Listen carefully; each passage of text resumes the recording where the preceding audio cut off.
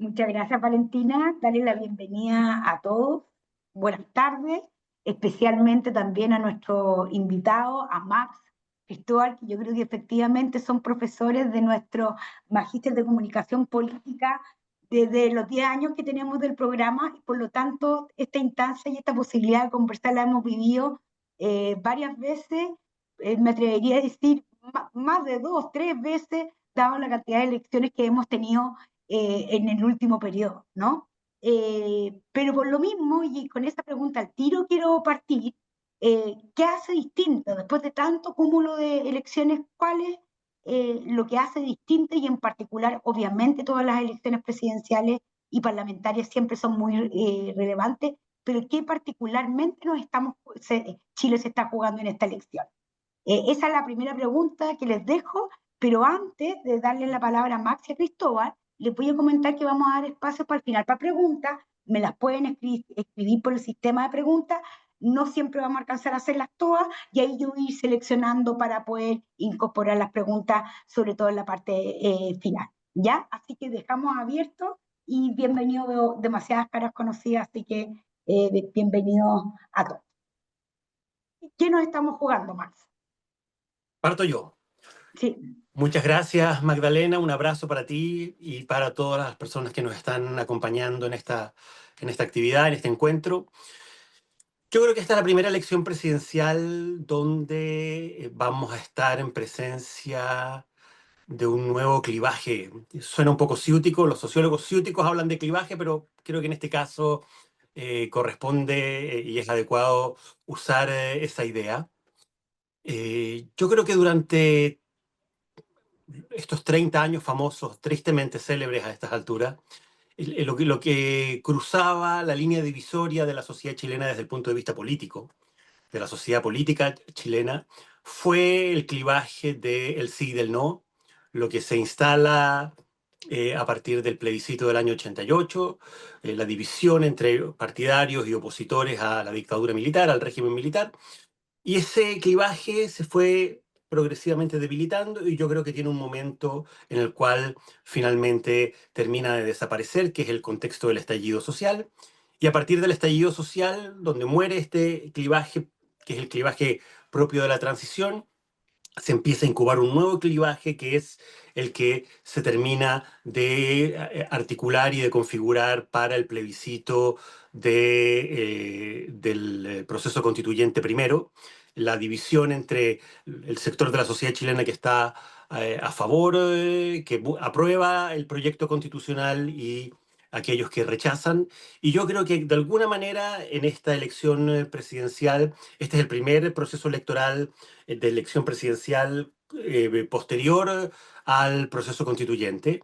Y yo creo que lo que marca la línea divisoria hoy día es precisamente eso. Es decir, aquí hay dos sensibilidades, dos etos que compiten entre sí. Uno, el del apruebo, el oficialismo, desde la democracia cristiana hasta el Partido Comunista, que son efectivamente las fuerzas políticas que están hoy día apoyando la candidatura de Janet Jara, que son también exactamente las mismas fuerzas políticas que apoyaron el apruebo en el plebiscito de salida, y las fuerzas de oposición al gobierno, que son precisamente también las mismas, desde sectores de la centroizquierda, amarillos, demócratas, hasta republicanos y libertarios.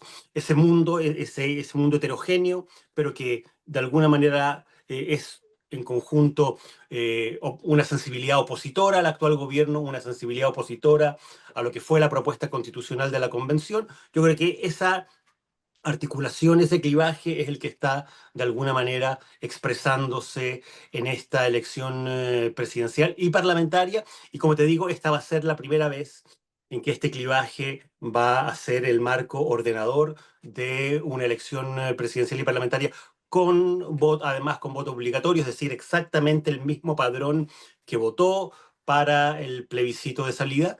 del proceso del primer proceso constituyente. Entonces yo creo que de alguna manera ese es hoy día el eje ordenador y que va a definir en el fondo cuál es el tipo de continuidad que hay hacia adelante. Si más bien una continuidad de aquellos que respaldan al gobierno actual y que respaldaron el proceso constituyente, o más bien de las fuerzas políticas y de las sensibilidades que fueron y han sido hasta ahora opositoras a ambos procesos.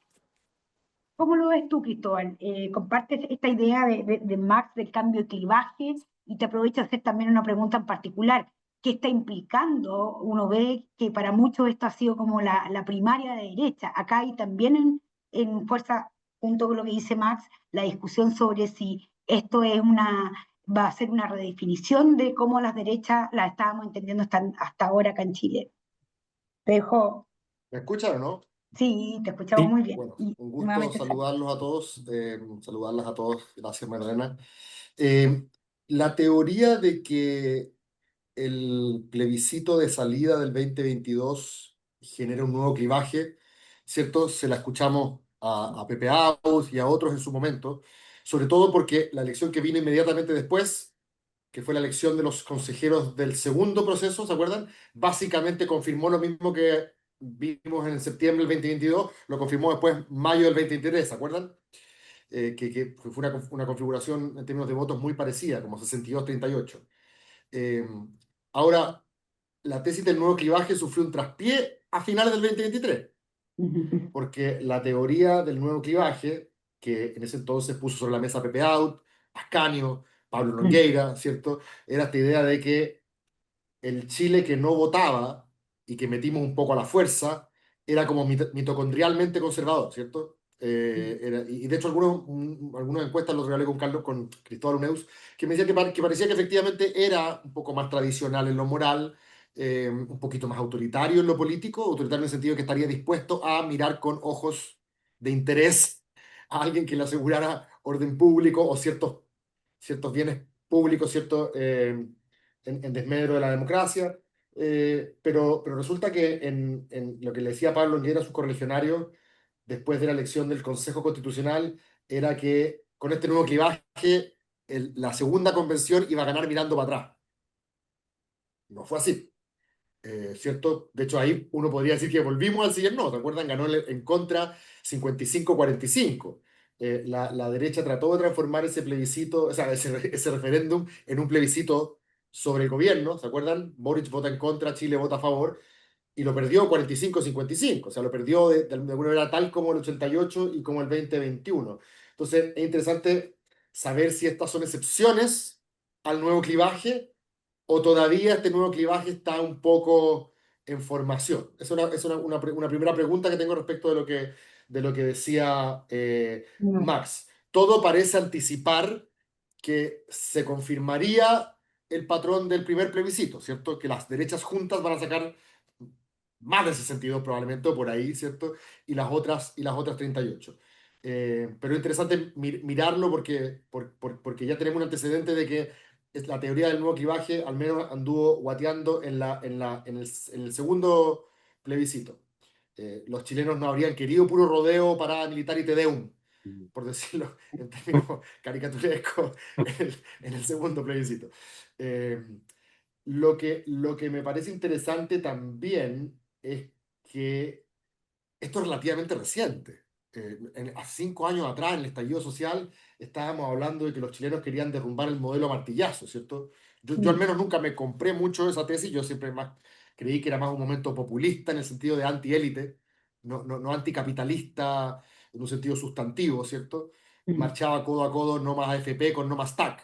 O sea, habían dolores muy distintos con un villano, que eran las élites políticas y económicas, y me parece que si bien el estallido social envejeció muy mal, en gran parte por culpa del proceso constituyente, del primero, eh, el ánimo anti-establishment que subyace al estallido social no desaparece, sino que se transforma. Entonces me pregunto yo cuánto de ese ánimo anti-establishment está hoy día inflando la votación de candidatos como Kaiser, como Parisi y como Kast.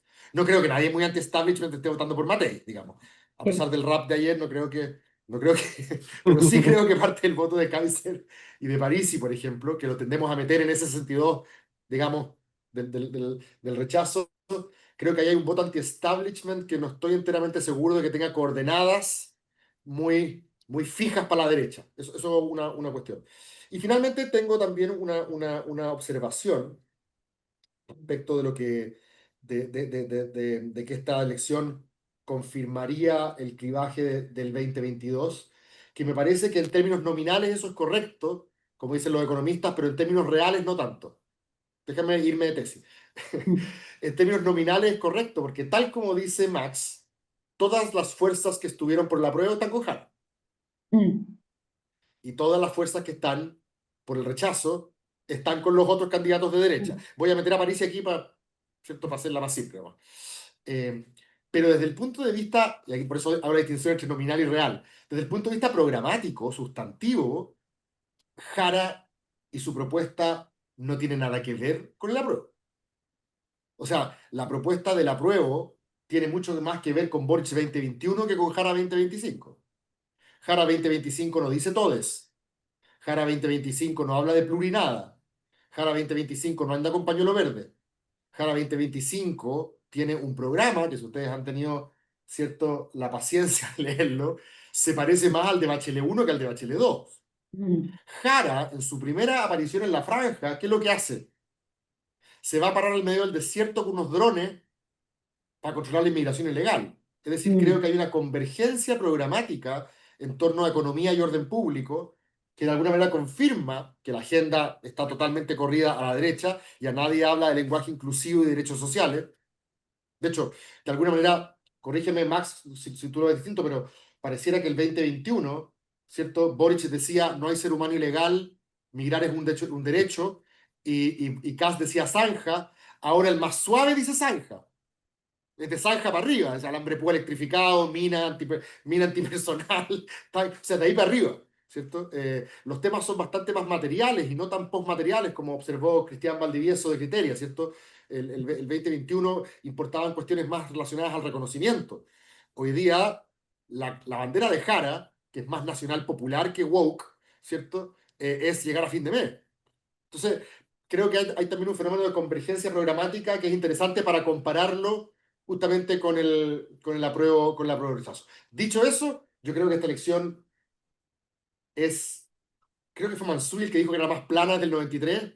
Yo no sé si sería tan duro, pero viendo los debates, me ha llamado la atención que pasamos, como dijo un autor conservador, de la política de la fe a la política del escepticismo. O sea, el 2021 gana Boric y gente como con lágrimas en los ojos diciendo vamos a transformar Chile, ¿cierto? Y la frustración que acarreó después todo lo que pasó, hace que hoy día estamos eligiendo como lo menos malo, como que no hay nadie, ni siquiera la gente que está votando por Kast, que esté mirando como con los ojos vidriosos, esto como diciendo viene la esperanza, ¿cierto? Es como el mismo Kast, súper profiláctico, ¿no? El gobierno, seguridad y orden público, o sea, perdimos como que de alguna manera, no digo que sea bueno o malo, estoy simplemente diciendo que perdimos como esa capacidad de crear una narrativa convocante para todos los chilenos y soñar juntos un futuro. Esa cuestión yo no la he visto ni de cerca. y en ese sentido, ¿qué tanto esto puede tener que ver con esos 5 millones de electores que no habían votado en elecciones presidenciales, que todos creemos saber o todos dicen conocer o creen conocer? Antes, recién tú, Max, comentabas de que algunos te Ujú. decían que eran más conservadores, pero en realidad lo único que sabemos a ciencia cierta es que eran personas que antes no habían ido a votar porque suponemos no le interesaba nada la política y por tanto interpretarlo a ellos desde una mirada tan ideológica, si es conservadora, a veces cuesta. ¿Qué tan decisivos van a ser estos 5 millones de electores que en realidad hasta ahora algo participaron en las elecciones municipales, obligatorias, pero no lo estamos conociendo tanto y los comandos no están conociendo tanto? Max, Voy a responder a la pregunta tuya, Magdalena, pero también me quiero hacer cargo de lo que planteó Cristóbal, porque estoy de acuerdo en lo esencial respecto de la distinción que él hace entre nominal y real. Yo creo que la gran diferencia entre este programa de Jara, que él dice efectivamente no tiene nada que ver con el programa de Boric y con lo que fue la propuesta constitucional, menos todavía, de la convención. Todo eso es cierto, pero yo creo que esta mutación, esta transformación tan profunda, tiene que ver con dos cosas fundamentales, a mi juicio. Primero, son las consecuencias de la derrota de la propuesta constitucional. O sea, la derrota de la propuesta constitucional fue una cuestión muy dura, que marca y que redefine completamente lo que es, lo que va a terminar siendo, o sea, lo que empieza a hacer a partir de los primeros 6 meses de gobierno, la gestión de Boric, un cambio radical de agenda.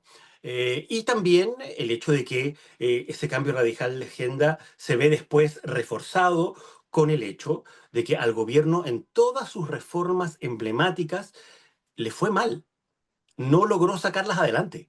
Este gobierno es un gobierno que si uno mira en rigor, todas las cosas emblemáticas, todas las reformas refundacionales que planteaba para la sociedad chilena terminaron en un estrepitoso fracaso. Por ejemplo, una reforma tributaria que pretendía recaudar 8.000 millones de dólares, no se aprobó por el Congreso. Después, lo que estamos mencionando, el fracaso de la propuesta constitucional de la Convención, que era de alguna manera, y en eso Jackson fue muy explícito, era la columna vertebral de la apuesta programática de esta generación y de este gobierno.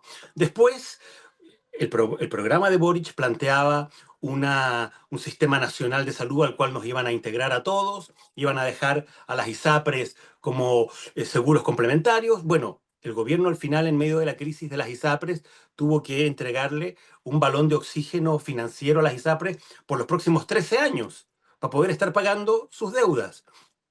Y la que a mí me parece una derrota cultural, ideológica, casi tan importante como la derrota constitucional, el no más AFP terminó en un cambio previsional, en una reforma previsional que en vez de debilitar a las AFP en el sistema previsional, las fortalece. Las AFP hoy día administran alrededor de 250.000 millones de dólares. Cuando esta reforma finalmente entre en régimen el año 33, se va a demorar 10 años en entrar en régimen. Cuando esta reforma entre en régimen, las AFP van a administrar no 250.000 millones de dólares, sino 500.000 millones de dólares. No el 10%, una cotización de un 10%, sino que una cotización del 16%. Entonces, el discurso del no más AFP y del sacar a las AFP, sacar la capitalización individual, sacar a empresas que con fines de lucro administran fondos previsionales, todo ese discurso se desmoronó en esta reforma previsional, junto con todas las otras cosas que uno podría mencionar como accesorias, pero importantes. No aplicar estados de excepción en la macrozona sur, no utilizar a las Fuerzas Armadas para el control de fronteras, etcétera. Es decir, yo creo que son más bien las derrotas del gobierno, partiendo por la constitucional, muy importante a mi juicio, y por la previsional, la segunda más importante, lo que explica este cambio de agenda y esta propuesta que uno podría decir mucho más deslavada, mucho más modesta, mucho más moderada de la candidatura de Jara. Y en segundo lugar, ahora sí respondo lo de Magdalena. Yo creo que los 5 o 6 millones de votantes forzados, como se los llama, hacen una gran diferencia. En general, la literatura comparada que ha estudiado, sobre todo en América Latina, a estos votantes forzados, en los casos donde hay voto obligatorio, eh, los votantes forzados, más que ser de derecha, más que ser conservadores, son por lo general votos de oposición a los gobiernos de turno. Eso quiere decir que el día de mañana, enfrentados a un gobierno de derecha, este votante forzado puede terminar votando por oposiciones de izquierda. Eso es algo muy importante tenerlo claro. Es gente apolítica, gente que desconfía de las élites, gente que desconfía de los gobiernos, gente que está preocupada de que al final, como bien decía Cristóbal, poder llegar tranquilo o medianamente tranquilo a fin de mes. Entonces, son mucho más, están mucho más preocupados de la cosa más inmediata, más cotidiana, más coyuntural.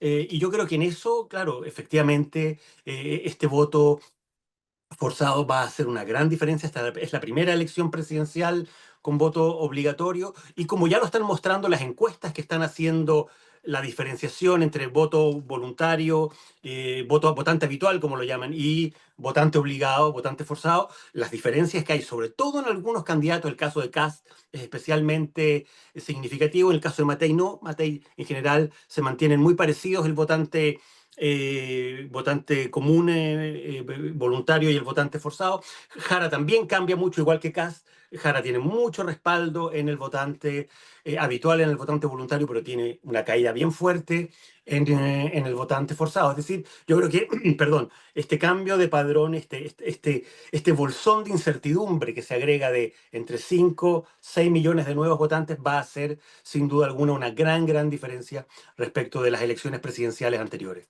O sea, ya lo hizo Magdalena en el plebiscito del primero. Exacto, y además que Según, ni lo vieron las encuestas con esa intensidad y esa fuerza. Pero, según lo que los primeros papers como académicos que están sacándole la foto a cómo se descompone el voto en esos procesos, muestra que en el primero, 9 de cada 10, es como 8,9, 9 de cada 10 de los obligados, de los nuevos obligados, votaron rechazo.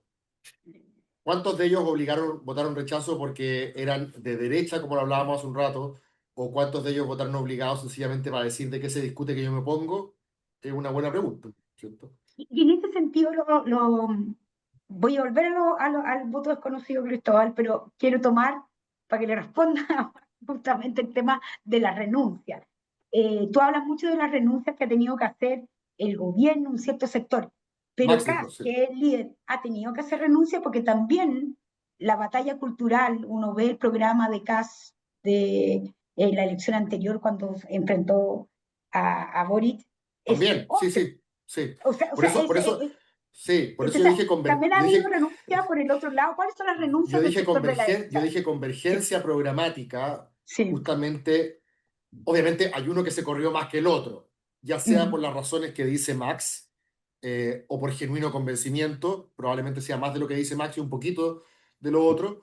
Yo también creo que hay procesos de maduración que son normales en una generación que llegó al poder muy joven y que aprende que otras cosas con guitarra, ¿cierto? Todas esas cosas ocurren, ¿cierto? O sea, la generación del presidente Boric, somos súper duros con este gobierno, pero esta es una generación que de la calle a la moneda se demoró 10 años hablando de derechos sociales y lenguaje inclusivo. Y apenas asume el gobierno, porfiadamente la agenda se centra en orden público, inmigración ilegal e inflación. No estoy diciendo que las derechas lo hagan mejor en esos temas, pero estaremos todos de acuerdo de que son parte del repertorio retórico de las derechas, ¿cierto? O sea, qué complejo para la generación de Boric, ¿cierto? Generar todo un arsenal, digamos. O sea, de hecho, me faltó una que no la mencionó, ¿cómo se llama? No digo que es una renuncia, pero también es paradójico. En materia de seguridad, el programa de Boric decía refundar Carabineros. En materia de crecimiento, para seguir en este punto de cómo antes estaba más polarizado ideológicamente y ahora parece haber más convergencia programática, si bien afectivamente pareciera que nos odiamos igual, pero programáticamente al menos, el programa de Boric no solamente decía refundar Carabineros, y ha sido uno de los, corrígeme si me equivoco, Max, en materia como de leyes de seguridad, como dice Tobá, uno de los que más, o sea, en materia de crecimiento, alguien la otra vez me sacó al pizarrón como yo dije que la palabra crecimiento no estaba mencionada en el programa de Boric. Le pedí a mi amigo ChatGPT que me ayudara a identificar todas las veces que decía crecimiento en el... hizo decía crecimiento 3 veces y dos en un contexto que no era de crecimiento económico, Era como otro. crecimiento de la demanda, no sé qué cosas, de las camas, y este gobierno ahora, cuando un punto del IMASEC más, ¿cierto? Destapan champaña. O sea, todas estas cosas también son procesos de maduración, algunos más genuinos, otros no, ¿cierto? Esta es como la típica duda que tiene hoy día mucha gente de derecha. ¿Cuántos de estos tipos que están contra las cuerdas aprendieron o apenas tengan, ¿cierto? Un escenario favorable, se van a tirar al cuello de nuevo? No lo sé. Ahora, respecto de Kast, yo creo que él también sabía que el 20... A ver, alguien me lo explicó así y fíjate que me hizo sentido. ¿Cuál es Alberto Mayor? No sé, esta idea de que el 2021 el objetivo de Boric era asegurar la hegemonía en la izquierda. Entonces su verdadera rival interna era Proboste. El objetivo de Kast era asegurar la hegemonía interna en la derecha y desde ese punto de vista su rival era Sichel, de Es alguna cierto. ¿sí? Claro. Entonces la segunda vuelta, ninguno estaba muy preparado para la segunda vuelta, en el sentido de que programáticamente estaban más o menos atrincherados desde el punto de vista programático, efecto de la polarización del estallido, ¿cierto? Eran dos países completamente distintos dependiendo si ganaba Boric, ¿cierto? Que si ganaba Kast. Y en segunda, esta es la teoría de Out, Boric se corrió un poco más al centro y Kast no, ¿cierto? Kast como que habría renunciado de antemano a la segunda vuelta. Yo creo que a Kast ahora lleva un año posicionado en segunda vuelta mentalmente, ¿cierto? Y hay gente que dice que hace dos cosas. Primero, busca resistir, busca disminuir su resistencia en aquellos sectores que le privarían del triunfo en segunda vuelta, especialmente jóvenes y mujeres. ¿Cómo se hace eso? Bueno, nosotros lo hemos caratulado como la renuncia a la batalla cultural, ¿cierto? En Mm. castellano antiguo, tú aceptaste que hay ciertos procesos de secularización cultural en la sociedad chilena que son más o menos irreversibles y que tratar de dar una lucha civilizatoria por retroceder, digamos, en esos campos es batalla perdida, es un costo, ¿cierto?, que te puede hacer perder la elección. Entonces, todas esas cuestiones se las habría regalado a Kaiser, ¿cierto? La franja más exuberante de la derecha, el que niega el cambio climático, no cree en las vacunas, cree que Soros, ¿cierto?, estaba metido en todo, y la Agenda 2030 y todo ese cuento, ¿cierto? Se lo regaló. Yo no he escuchado a Casa hablando nada de eso este año. No, Ni el Lobita, Ah, Ministerio, Lobita. no lo he escuchado hablar de él. Y ahí, ¿cómo lo justifica? Él dice, yo no he cambiado de opinión, sencillamente que las prioridades hoy día son dos, y él, ¿cierto? Caracteriza esto como el gobierno de emergencia. Seguridad, por un lado, orden público, para meterle migración, terrorismo en la Araucanía, y economía por la otra, ¿cierto? No, a eso me voy a dedicar. Entonces, quédate tranquilo, mujer de 25 años, de que yo no te voy a, ¿cierto?, revertir la aborto en tres causales, ¿cierto? Esto lo hemos conversado con Valeria, que está acá, fue alumna mía de la tesis del magíster de comunicación política, y estuvimos justamente viendo eso, cómo Kast, de alguna manera, dentro de este backlash feminista al que se habla, no es que hoy día tenga un discurso antifeminista, sencillamente lo sacó, Lo lo sacó, no habla, neutralizó. Lolita. Exacto, lo evita. Veremos más adelante cuánto de eso, ¿cierto? Pero, por ejemplo, hoy día, ¿quién es el que amenaza con sacar los libros del MBL de las bibliotecas públicas? ¿Kaiser o Kast? es Uno, Kaiser. uno piensa que es Kaiser, ¿cierto? Todas estas cosas son medias caricaturescas, pero sí, da esa idea, da la idea de que Kast, justamente para bajar sus niveles de resistencia y asegurar el triunfo en segunda vuelta, evita la guerra cultural. En un principio pareció una estrategia muy aceptada.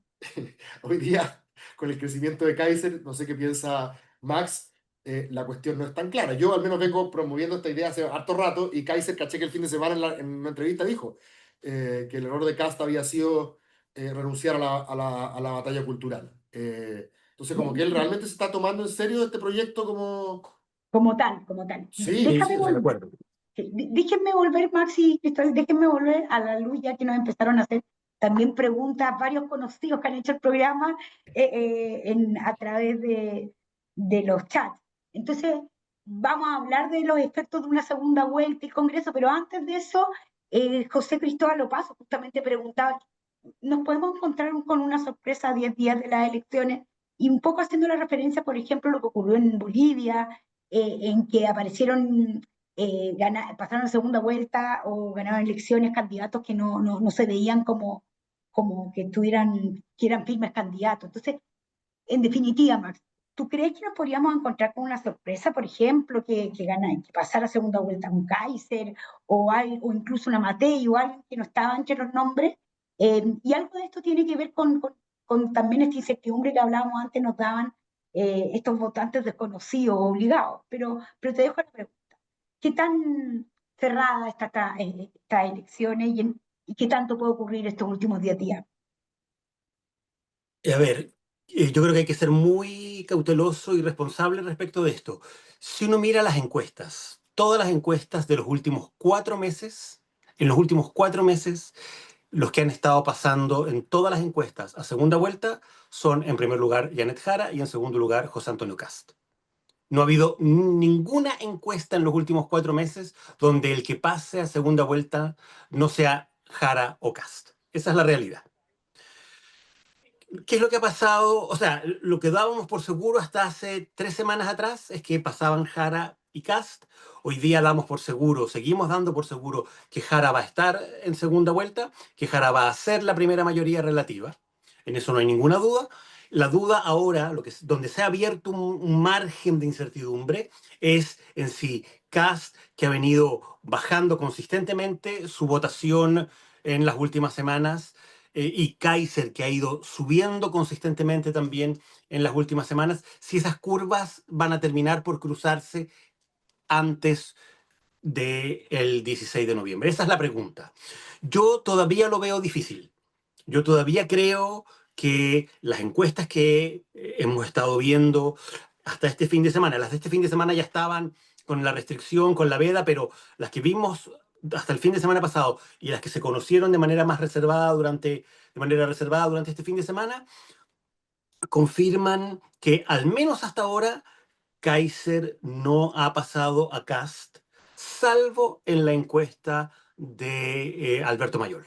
Esa es la única encuesta de todas donde efectivamente Kast pasa del segundo al cuarto lugar y Kaiser y Matei pasan al segundo y tercer lugar respectivamente. Es la única. En todas las otras encuestas, hasta este fin de semana, el que seguía pasando a segunda vuelta era José Antonio Kast. Y si tú miras, por ejemplo, el consolidado de Radar Electoral, hasta este fin de semana, Kast sigue arriba de Kaiser por entre 4 y 5 puntos. Eso quiere decir que la brecha, si es que uno confía en ese promedio, entre 4 y 5 puntos de diferencia promedio, esa brecha es de entre 700.000 y 800.000 votos.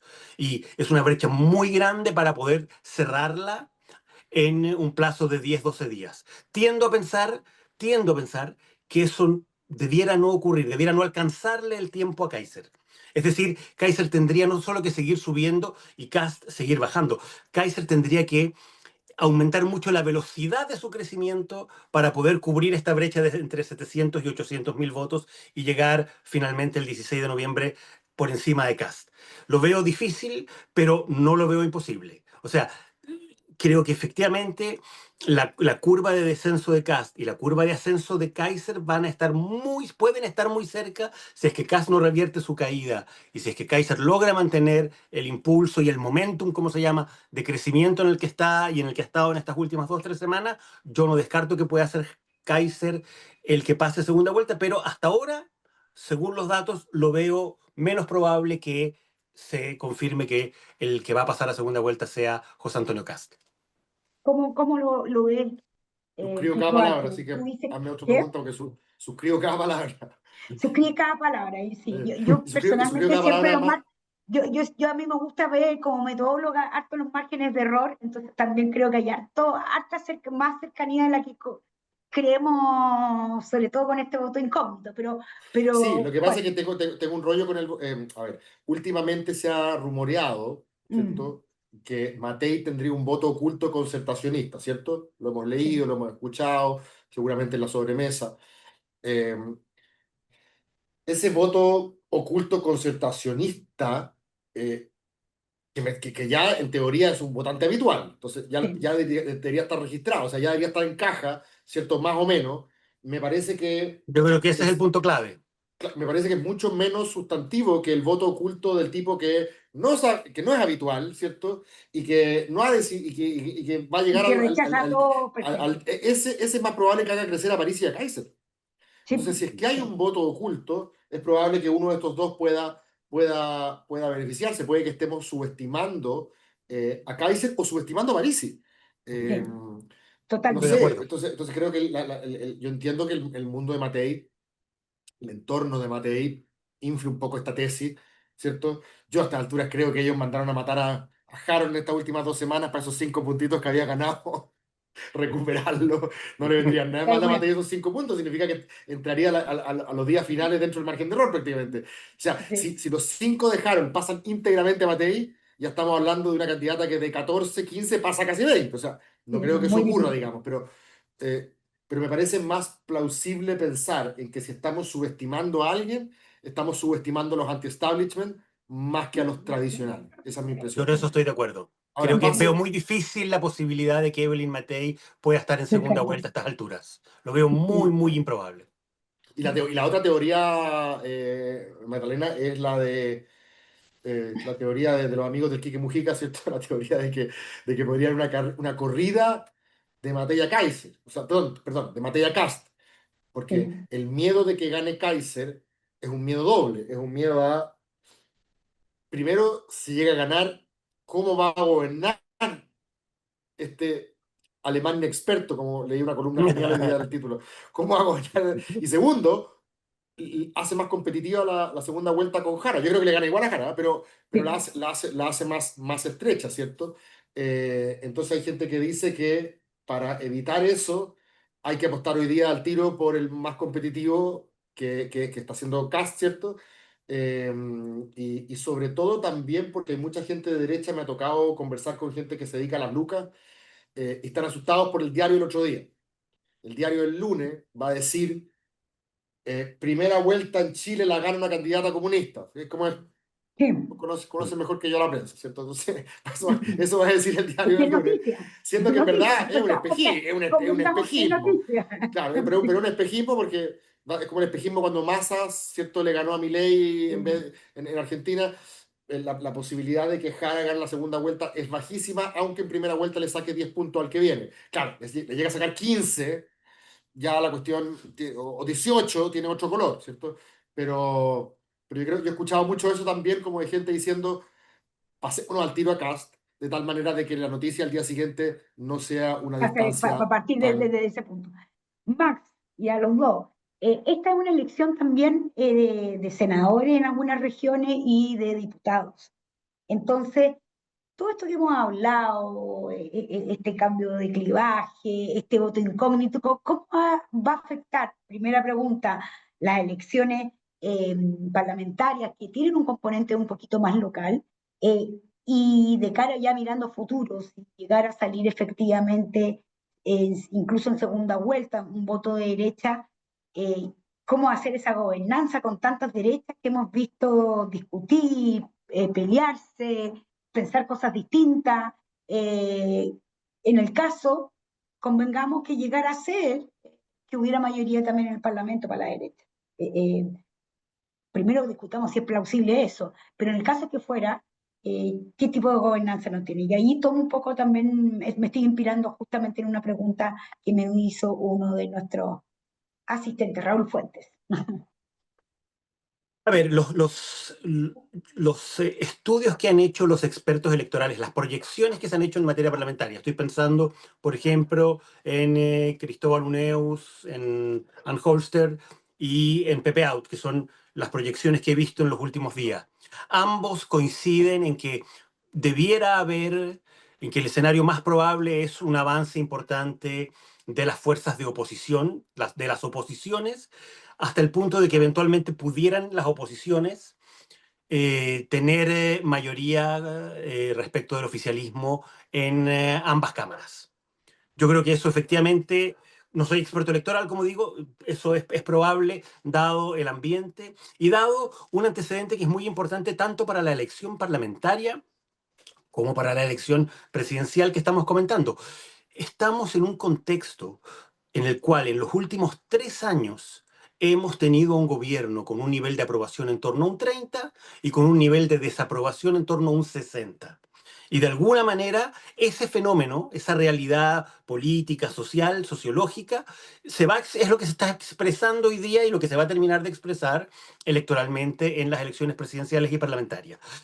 Dicho eso, yo creo que la elección parlamentaria puede terminar siendo muy importante, no solo porque puede terminar golpeando eventualmente a quien pierda la elección, si es que no hay un relativo empate, si es que hay un claro ganador y un claro perdedor, y si ese claro perdedor termina siendo efectivamente como proyectan estos expertos electorales, termina siendo el oficialismo, yo creo que ese antecedente el domingo en la noche, el domingo 16 en la noche, más allá de la brecha con la que gane Jara respecto del que salga segundo, el golpe de una derrota parlamentaria va a ser muy dura para el oficialismo y va a marcar el primer momento, la instalación de el ambiente y de lo que podríamos llamar el estado de ánimo de lo que va a ser la segunda vuelta. Si al gobierno le va mal en la parlamentaria, se le pone cuesta arriba a la presidencial en la segunda vuelta, aunque la brecha sea muy favorable, sea de, estoy pensando, como decía Cristóbal, una brecha entre 8, 10, 12,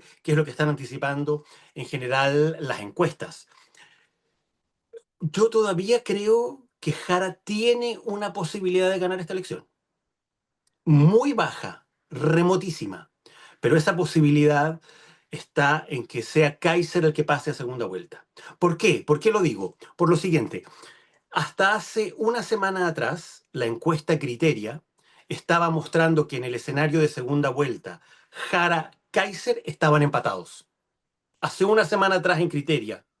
Este fin de semana, ya con encuestas en clandestinidad, se separó un poco Kaiser hacia arriba, efectivamente, se rompió el empate, pero hasta hace muy poco, en Criteria, la semana pasada y ahí hacia atrás, estábamos en una situación de empate entre los dos candidatos, Jara y Kaiser. Y ese mismo empate existía en la encuesta CADEM hasta hace 3 semanas. Es decir, esta brecha que estamos observando en segunda vuelta entre Matei y Jara, de 15 puntos más o menos, entre 10 y 15, y Kast-Jara, también entre 10 y 15, no se da de la misma forma en una eventualidad, hasta ahora, al menos hasta ahora, hasta lo que hemos conocido durante esta semana, no se da de la misma forma, con la misma holgura a favor del candidato de oposición, si es que ese candidato es Kaiser. Y por lo tanto, tiendo a pensar que si Kaiser termina siendo el candidato de oposición, el que pasa finalmente a segunda vuelta, vamos a estar en un escenario más estrecho, que es lo que muestran las encuestas, más competitivo, y por lo tanto, en ese escenario más competitivo, eventualmente le veo una pequeñísima chance a Jara de eventualmente poder ganar la elección presidencial. Pero, como digo, también teniendo muy claro que yo soy un convencido de que el resultado de esta parlamentaria, también con voto obligatorio, va a ser muy importante para el estado de ánimo y para la correlación de fuerzas que se va a empezar a expresar al día siguiente de la primera vuelta en la elección presidencial. En ese sentido, Max y tú también, Cristóbal, dan esta idea de que la primera vuelta es un símbolo en sí mismo, cómo uno llega. Entonces, justamente Gabriel Infante me pregunta acá, ¿cuánto sería el porcentaje óptimo para que uno dijera que a Jara en la primera vuelta le fue bien y hay expectativas? Siempre pasa que el día después todo empiezan a hacer su propia lectura, pero ¿cuál es? Uno diría, oye, a Jara le fue bien, le fue mejor de lo que hubiéramos esperado en términos porcentuales, y que dejara al sector, digamos, con el pecho más henchido. O sea que hay distintas formas de medirlo. Sí, por eso. Jara ya hizo algo bien meritorio, ¿ah? Sí, Jara, yo fuera Jara y me iría para la casa diciendo misión cumplida, porque el sí. oficialismo, si nos remontamos a marzo, febrero de este año, le estaba pidiendo a Bachelet que fuera candidata nuevamente, porque si no iba ella, iban a haber dos derechas en segunda vuelta. Sí. Y Jara, que no existía en febrero prácticamente, después de la primaria, rápidamente fue capaz de aglutinar en torno a ella un 30%, que es más o menos el promedio de lo que ha apoyado a este gobierno desde el comienzo, ¿cierto? En un mal día 25, en un buen día 35, ella básicamente consolidó ese 30%, no se le metió nadie por el lado. No contemos ni a Artés, ni a Bain, Es cierto. ni a Marco, que son como a esta altura tienen otro negocio, pero no se le metió un Mundaca, no se le metió alguien de la centroizquierda, alguien por ahí dijo Eduardo Frei. O sea, siempre como que se pensó que si ganaba Toá se metía alguien más por la izquierda, si ganaba Jara se metía alguien más por el centro. Eso no ocurrió. Ella fue súper efectiva en capturar el 30% que es leal a este gobierno, y por lo tanto yo tiendo a creer que ese es ese es el voto que ella espera. Hay gente que cree que cualquier cosa que saque sobre 26, que es lo que sacó Boric, es bueno para ella. Yo creo que no es tan así, porque Boric sacó 26, pero estaban los 14 de Proboste, estaban los 7 de Marco, o sea, había Acá no mucho, hay tanto. el voto de centro estaba muy fragmentado. Hoy día yo diría que sería un fracaso para el oficialismo si es que ella saca menos de 30. Y ya para empezar a ponerse contento, por supuesto que tú puedes inflar. O sea, si Kass saca 23, 22, por ponerte un ejemplo, Kaiser llega a 19 y Matei 18, estoy pensando en voz alta, eh, 17, no sé. Te vamos a hacer Eh, sumar los 100%. entre los tres, ponte tú que entre los tres de la derecha saquen 60, sin contar a Parisi, ¿vale? Que no es tan loco, ¿vale? Ponle tú que entre los tres de la derecha saquen 60, es lo que sabemos hoy, ¿ah? Puede que pase esto, Sí. no me cobren la palabra después, lo que estamos viendo los números. Si Kass saca 24, el otro saca 18 y el otro saca 18, vamos a estar más o menos en 60. Y ella saca 30 en primera vuelta. Eh, por supuesto que comparado sus 30 con los 22 de Kaiser, imagínate que ella saque 34. Pongámosla en la parte alta del 25-35 que te dije hace un rato. Imagínate que ella saca 34 y Kass 22. 12 puntos. Max que saque el cálculo cuánto eso en millones de euros, pero son 12 puntos de distancia y por supuesto que ahí ellos se van a creer el cuento de que, o sea, mentira, no se lo van a creer, van a crear la sensación ambiente de que es posible, ¿cierto? Pero yo creo que no tiene ninguna posibilidad de ganar si es que no se acerca al 40. Ninguna. Una cosa es el efecto. Ni siquiera contra Kaiser. Yo creo que si Sí, ella ahí, está a bajo el ese escenario los 35, quería llevar, sí, porque ya o sea, a basta. ver, mi problema, o sea, a ver, yo creo que hoy día cualquier cosa que sea contra el gobierno gana. Y yo creo que una de las cosas que ha hecho fuerte a Kaiser, aparte de la batalla cultural, ¿cierto? Es que ha representado en la recta final, mejor el papel de anti-Boric que Kast. Entonces la pregunta es, ¿quién es el mejor anti-Boric? Si Kaiser representa bien el anti-Boric, todo lo contrario al presidente Boric, creo que Mansuy escribió algo así, que era como que el verdadero hijo de la némesis de Boric era Kaiser, no Kast. ¿Cierto? Entonces yo creo que cualquiera hoy día que se presente como el anti-Boric gana. Y nosotros, lamentablemente aquí, ¿cierto? Con Max, que llevamos años en esto, uno siempre cree que hay cierto acervo de sabiduría acumulada, ¿cierto? Y uno dice, por ejemplo, la segunda vuelta se gana en el centro. Típico, ¿cierto? Uno pensaría que en segunda vuelta hay que moderarse. Yo leo a Pato Fernández que estaba comentando la entrevista a Johannes Kaiser, la tercera, y dice, cito a Johannes Kaiser, tengo la convicción de no renunciar a nada por ningún motivo. Y Pato dice la perfecta definición de un fanático. Tengo la convicción de no renunciar a nada por ningún motivo. La ética, la convicción, En pero a segunda vuelta plenitud. se trata justamente, según la sabiduría acumulada, de renunciar a algunas cosas, ¿cierto? Él debería esa noche llamar a Chile Vamos, a Evópolis, a todos los que de alguna manera ha despreciado, ¿cierto? Y armar un tinglado relativamente sofisticado para decir, aquí estamos todos. Pero si dice esto y sigue en esta línea, uno pensaría, es vulnerable. Pero después, por otro lado, lo que hemos visto con Trump en los últimos años, lo que hemos visto con algunos políticos, es que han ganado no moderándose, po. Mm.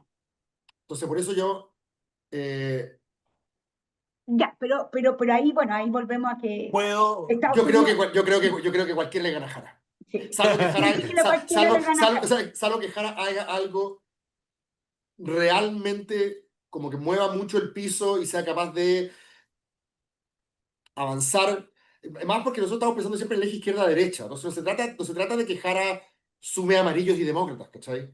No es una cuestión aritmética lineal. Hay un porcentaje importante del que estamos hablando, de hecho el porcentaje de gente que no vota, ¿cierto? O sea, que no vota habitualmente y que ahora está obligada, ¿cierto? Yo no veo cómo ese mundo le vaya a dar el voto a Jara. Sobre todo si le tomo la palabra a Max de que esto se parecería al clivaje del apruebo-rechazo, entonces habría que pensar que 9 de cada 10, más o menos, del votante obligado va a votar por Kaiser. ¿Por qué? Porque Jara representa la prueba. O sea, si es que somos consistentes con esa misma narrativa, entonces cualquier cosa que se presente frente a Jara va a ganar. El próximo presidente va a ser Johannes Kaiser. Magdalena, Sí, Ahí Max quiero quería agregar comentar, sí. te quiero hacer un comentario respecto de la pregunta que le hiciste a Cristóbal sobre cómo medir, cómo evaluar el resultado de Jara. Yo aquí sí quiero de nuevo reforzar la tesis y la lógica del clivaje. Para mí, la peor derrota electoral de la izquierda desde el retorno a la democracia fue el apruebo y el rechazo. Y Jara está y ha estado en torno al 30 de aprobación del gobierno, pero está todavía muy lejos del 38, que Sí, fue el peor resultado que ha tenido la izquierda desde, como digo, el retorno a la democracia. Y por lo tanto, creo que oye, ¿qué es lo que nos quiere decir eso? Eso nos quiere decir hoy día que hay gente que votó a prueba que no está votando por Jara. ya, pero súmale, Entonces, Max, súmale, para jugar nomás, mm, súmale 1.5, súmale 2 de Marco, más 2 de Arte, y ella saca 34, ahí ya tenés 38. Cierto, no es nada lo que le o estoy sea, sumando. claro, pero para mí, si es que el mundo del rechazo, perdón, si es que el mundo del apruebo no logra llegar al 38% y si Jara está muy lejos del Ok, 38%, ok, te creo que cacho. va a ser un factor, a mi juicio, que va a confirmar un momento de debilidad, de deterioro, de pagar un poco las consecuencias y los efectos que ha tenido un gobierno con 30% de aprobación, pero con el doble de desaprobación. Yo creo que para mí el 38 es hoy día un horizonte que de alguna manera va a poder significar y va a poder servir para medir cómo está el gobierno y cómo está la candidata del oficialismo desde la ADC. De nuevo, son las mismas fuerzas políticas, desde la ADC hasta el Partido Comunista, las fuerzas políticas que aprobaron, que apoyaron el apruebo, cómo les va ahora, 3 años después, en una elección presidencial, y también cómo les va a ir en la parlamentaria. Va a ser interesante ver si en la elección parlamentaria las fuerzas desde la ADC hasta el Partido Comunista logran acercarse al 38-40 o quedan muy abajo de esa cifra. Ya, vamos a ¿Sabes ir lo que ahí. me pasa, Sí, Magdalena? Que siento que no solo el estallido social envejeció mal, yo creo que el apruebo también envejeció mal. Es así como el sí envejeció mal en su momento. El sí, ¿te acuerdas? Que obtuvo sí, 44, 45, 44 Si no, puntos. preguntan a Harold May Nichols. Claro, el sí. sí envejeció. Hubo una encuesta que hizo la tercera, 30 años después del plebiscito, y el sí estaba obteniendo 20 puntos en vez de 44. Ah, Y las el mismas no, personas renegando el En voto. general, correcto, las no, no, no, no, derrotas envejecen más. claro, no se le preguntaba solamente a la gente que había votado. Habían pasado 30 años, pero entonces se le había preguntado a mucha gente que no había votado, digamos, ¿cierto? Gran parte de la gente que no había votado consideró que el triunfo del no y la concertación y todo lo que ocurrió, de alguna manera se convirtieron en un sentido común, ¿cierto? Son las paradojas de la hegemonía, ¿cierto? Cuando tú instalas un pensamiento hegemónico, no tienes rivales, ese es tu triunfo, pero al mismo tiempo es tu gran problema, no tienes contra quién contrastar, ¿cierto? El no se transformó en un pensamiento hegemónico. Cuando se celebraron los 30 años del no, fue Pancho Undurraga y Sebastián Torrealba, diputados de Chile Vamos, al acto. O sea, ya si se trata de derrota cultural del sí, es un poco parecido a la derrota cultural que se refiere Max. Yo creo que si hoy día tú haces el mismo apruebo-rechazo, el apruebo saca menos. Sí, es muy probable, sin Entonces se duda. ha debilitado también. Quizás yo estoy de acuerdo con Pero él hemos visto que hay que medir el detalle, pero yo creo que incluso sacaría menos porque la gente cree que si es que no estamos o sea, que habría sido peor si lo hubiéramos aprobado. ya. La Vamos a convención ponerlo en el envejeció mal. escenario, nos queda poquito rato para ir preparándonos como para el escenario de la segunda vuelta, pero me voy a adelantar un poco a la segunda vuelta para proseguir la lógica de la conversación que teníamos. Eh, ya, sale alguien de derecha, Kaiser, creemos que no, Kast, pero que hemos visto que el último tiempo también ha sido bien veleidoso, han sido grandes movimientos que hemos tenido.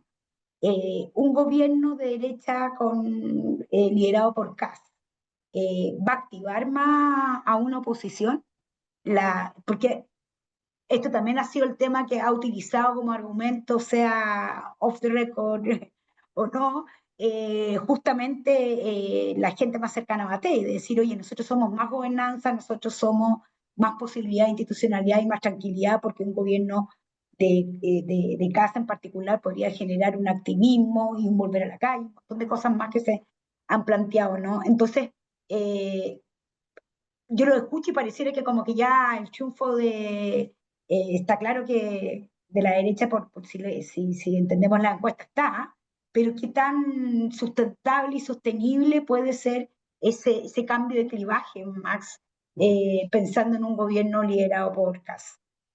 A ver, yo creo que la derecha y los candidatos de la oposición, y particularmente estos tres candidatos que representan a los sectores más relevantes de la centro-derecha y de la derecha, han dado señales clarísimas de los problemas de gobernabilidad que tienen hoy día siendo opositores, las dificultades que han tenido para construir una alternativa y una propuesta unitaria de recambio del actual gobierno han sido muy explícitas, no han tenido ninguna capacidad de mostrar o de dar señales de unidad, de convergencia, de generosidad entre esta pelea que hemos visto casi adolescente entre Matei y Kast por el tema de los bots ha sido paradigmática en ese sentido. Yo sinceramente creo que gane quien gane, gane Kast o gane Kaiser o gane Matei la elección presidencial, este problema es un problema estructural que se va a expresar también en el Congreso. Es decir, cuando se dice, cuando los expertos electorales te dicen proyectamos un triunfo de las oposiciones en el Parlamento, bueno, son oposiciones muy diversas que hoy día responden a candidatos presidenciales distintos que no han mostrado ninguna capacidad de coordinación, de convergencia, de unidad y de construir o de representar un proyecto unitario. Entonces, yo creo que eso es un problema muy serio y va a ser un problema muy complicado para el país a partir de marzo, si es que entre la primera vuelta y la segunda vuelta, es decir, el eventual triunfo de alguno de los tres, y sobre todo entre la segunda vuelta y el 11 de marzo, no son capaces de dar señales y de articular algo muy distinto a lo que se ha estado viendo y observando, al menos hasta ahora. Yo creo que hay un problema serio de gobernabilidad en las oposiciones, hay un problema muy grave de desconfianza, se han profundizado las diferencias, los roces, las enemistades, la mala onda. Yo creo que en ese sentido el desafío que va a tener quien gobierne a partir de marzo va a ser precisamente el tratar de rearticular y de construir una mayoría suficiente como para darle un mínimo de gobernabilidad a la próxima administración. Te lo voy a poner además de la siguiente manera en el tema parlamentario. Si el que gana es Kast, los parlamentarios de Chile Vamos y los parlamentarios libertarios no son parlamentarios oficialistas, salvo que Kast haga la pega que tiene que hacer, que es ir a seducir, ir a convencer, ir a negociar, ir a transar, ir a construir acuerdos. Si el que gana es Kaiser, le va a pasar lo mismo con los parlamentarios de Chile Vamos y de republicanos. Y si gana Matei, le va a pasar lo mismo con los parlamentarios de republicanos y de libertarios. Es decir, esto de que van a ganar la oposición o de que la oposición va a ser mayoría, no va a haber ninguna mayoría. La mayoría va a ser un desafío a construir por parte del próximo presidente o presidenta. Es decir, aquí el tema de la gobernabilidad va a ser probablemente el tema más complejo y más complicado para quien gane, entre otras cosas porque, como digo, las señales que se han dado hasta ahora desde el mundo opositor por estos tres candidatos, por estos tres líderes, Matei, Kast y Kaiser, hasta ahora para mí han sido desastrosas. Te voy a poner un solo ejemplo. Cuando hubo que derrotar al Tercer Reich, Churchill y Roosevelt estuvieron dispuestos a sentarse a conversar incluso con Stalin. Estos tres candidatos presidenciales, estos tres candidatos presidenciales no han estado dispuestos a tomarse un café en todo lo que va de campaña, cuando se supone que van a tener que gobernar juntos a partir de marzo. Entonces, las señales y las peleas que han tenido y las señales que han dado, para mí son realmente señales muy preocupantes de lo que viene eventualmente, gane quien gane, a partir del 11 de marzo. Uy, Cristóbal, imagínate la Está fila bueno. que nos hizo. No, no, o Tienes sea, la yo estoy de oportunidad acuerdo. más de ir cerrando la conversación porque estamos en los tiempos, pero uff, O sea, sí. yo estoy de acuerdo que decir que la oposición va a ganar el Congreso porque va a tener 80 y tantos diputados eh, es más bien también un espejismo porque ahí está súper fraccionado eh, y por lo tanto lo más probable que haga Kast, si es que es lo más probable que gane la presidencia, es algo distinto a lo que hizo Milei. Milei compró las Sí. piezas por separado. Yo creo que Chile, además que tiene una tradición más institucionalista, yo creo que lo que va a hacer Kast es que le va a ofrecer un pacto de gobernabilidad a los partidos a través de ministerios, a través de, o sea, no sé, te pongo un ejemplo. Coloma, ministro de Interior, o Galilea, o no, Rodrigo Álvarez, que ya cruzó el río, que ya tiró currículum, así como Izaguirre en su momento con Bachelet de Oro, Álvarez ya tiró currículum. De otra manera no se explica ese nivel de deslealtad, digamos, es porque básicamente pensando en la segunda pelota, como se dice en el fútbol. Y yo creo que acá me cuesta visualizarlo más haciendo eso. Cast, en cambio, ya está ahí mentalmente. Cast ya está pensando en cómo hacer eso. Ahora, creo que también está el miedo, sobre todo por la distancia con la cual puede ganar Cast en segunda vuelta, a que se compre el cuento. ¿A qué me refiero con comprarse el cuento? Lo que ha ocurrido con los últimos tres procesos, con los últimos tres ciclos que hemos tenido, es que los presidentes han ganado en segunda vuelta con holgura, incluso más de la que en algún minuto pensaron, ¿cierto? Y han llegado al poder creyendo que el diagnóstico que ellos dibujaron es exactamente lo que Chile quiere. Bachelet 2, Piñera 2 y Boric 1, ¿cierto? Han llegado al poder diciendo, pero mira, yo planteé este diagnóstico, tengo este programa, los chilenos al darme este tremendo mandato quieren exactamente esto, ¿cierto? Confundir mayorías electorales contingentes, cuando en primera sacáis veintitantos puntos y tenéis que salir a buscar los otros, con mayorías culturales, sociales, ¿cierto? Entonces, Bachelet 2, ¿cierto? Dijo, pero aquí estoy lista. Le gané mirando para atrás, Matei. Los muchachos del movimiento estudiantil ya escribieron la partitura. Yo soy la mejor intérprete, ¿cierto? Tengo un congreso favorable, por primera vez sin designado. Voy por todo. ¿Te acuerdas del primer año de Bachelet 2013, ¿cierto? El otro modelo. Eh, Se dinamitó su capital político personal en Cabal y se acabó. Piñera 2. Piñera 2 le ganó, ¿te acuerdas?, con cierta distancia a Guillén en segunda vuelta, y salió a jugar con cuatro delanteros, era puro ministro de la FPP, ¿cierto? No puso a Silvia Aguirre en educación, puso a Gerardo Varela, que durante 4 años estuvo tocando en la oreja el movimiento estudiantil, ¿cierto? No puso, antes estaba Alfredo Moreno haciendo Falabella en Lima, ahora puso a Roberto Ampuero, que es un converso, que no hay nada que odie más la izquierda, ¿cierto? Puso en el Ministerio de la Mujer a Isabel Pla, que estuvo abiertamente contra el aborto en tres causales, que era la causa más importante del feminismo, o sea, como que fue con todo para adelante, ¿cierto? Boric, ¿para qué hablar, ¿cierto? Entonces, creo que el temor, y es bien difícil controlar la ubris, ¿cierto? En estos casos, es que Kass diga, estoy listo, ¿cierto? Vamos con todo para adelante. Kaiser vocero. Y eso genere, obviamente. Ahora, hay algunos, yo he hablado con algunos de esta gente que me dice como que, perfecto, que vengan, que la calle se va a levantar, que venga, po. A ver a quién le presta ropa a la ciudadanía al principio. ¿Al revoltoso o le presta ropa a la autoridad, ¿cierto? Milei lo hizo, Milei invitó a los estudiantes, a las feministas, la gente le importó un carajo. Solamente prendieron la alarma cuando fueron los jubilados, pero en general también está esa idea de que no importa, al principio vamos con todo, ¿cierto? Y cuán Que la posible es que seguridad nos va a ayudar. Sí, claro, la y cuán respuesta. posible, y yo he escuchado las conversaciones que ha tenido el círculo de CAST, ¿cierto? Con el entorno empresarial, y ellos desde el día uno van a ser muy efectistas. ¿Para qué? Para que la luna de miel del presidente dure lo más posible y tú como diputado o senador quieras seguir sacándote la foto con el presidente. Los díscolos abundan cuando tú empiezas a guatear, ¿cierto? En cambio, míralo como abandonaron a Piñera, ¿cierto? En los retiros. En cambio, cuando tú eres fuerte, ¿cierto? Cuando tú tienes 60 puntos de aprobación, hay menos incentivos a desordenarse. Entonces, yo creo que el gobierno va a ser muy efectista. El primer día, apenas jure Cast, en vez de ir a la Moneda a recibir los Muy, dignatarios muy internacionales, atrás de se va a meterlo. trasladar a Colchane.